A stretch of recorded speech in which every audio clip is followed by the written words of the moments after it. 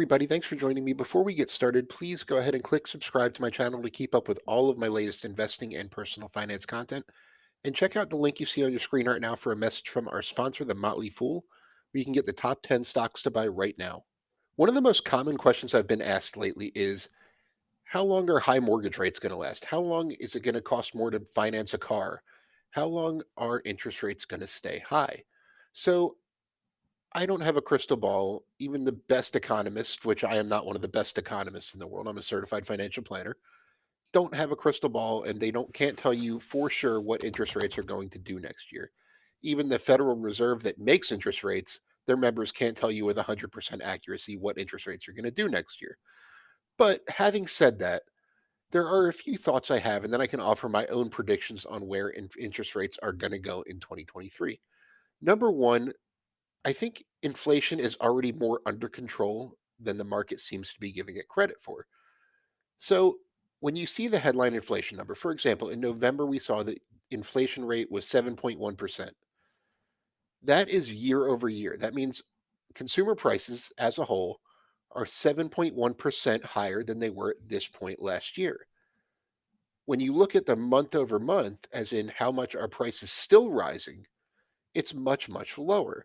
In November, the month-over-month inflation rate was 0.1%, which means if something cost $100 last month, it would cost $100.10 this month. So inflation, when you talk about monthly, has gotten much more under control, and I think you're going to see that continue. Even if you exclude food and energy, which makes what you call core inflation, the month-over-month inflation rate was 0.3%. And when you extrapolate that over a 12-month period, you're looking at an inflation rate of 3.6% on an annualized basis right now. So I think inflation's a little more under control. I think the Fed is going to realize this pretty quickly into 2023 and start to take steps to not only stop raising rates, but ultimately start cutting rates in 2023. So in addition to that, when it comes to mortgage rates in particular, mortgage rates are not tied to what the Fed does. They generally move in the same direction, which is why I'm including them in this discussion, but they kind of have a mind of their own. They're governed by basic supply and demand, and the supply and demand dynamics that I see playing out in 2023 also point toward lower rates, especially if I'm correct and inflation is more under control than we think, and the Fed is able to avoid a recession. That's a good thing for loan appetite from banks. Banks want to loan more money when there is not a recession on the horizon. So that would create more supply of loans in the market. Home prices remain elevated, so demand is still kind of low with how mortgage rates are now.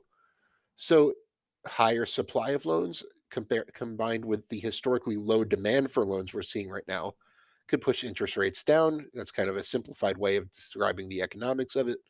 And we've already seen mortgage rates start to pull back. They're at about 6.4% as of early December. That's down from over 7% just a couple months ago.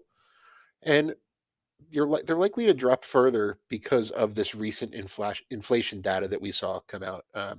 So my predictions, to kind of sum it up, the Fed is going to end up cutting rates a couple times in 2023. And by the end of the year, I think the federal funds rate will be at about 3% or less. It's about a percentage point higher than that right now. I think mortgage rates will be the big surprise, and they're going to fall back to about 5% or even slightly less by the end of 2023. Again, just my predictions. That last one, the mortgage rate prediction, is kind of a bold one. So take it with a big grain of salt. But that's where I see interest rates going next year. Once again, thank you so much for joining me. Be sure to click subscribe if you don't subscribe to my channel already. And as always, this video is sponsored by The Motley Fool.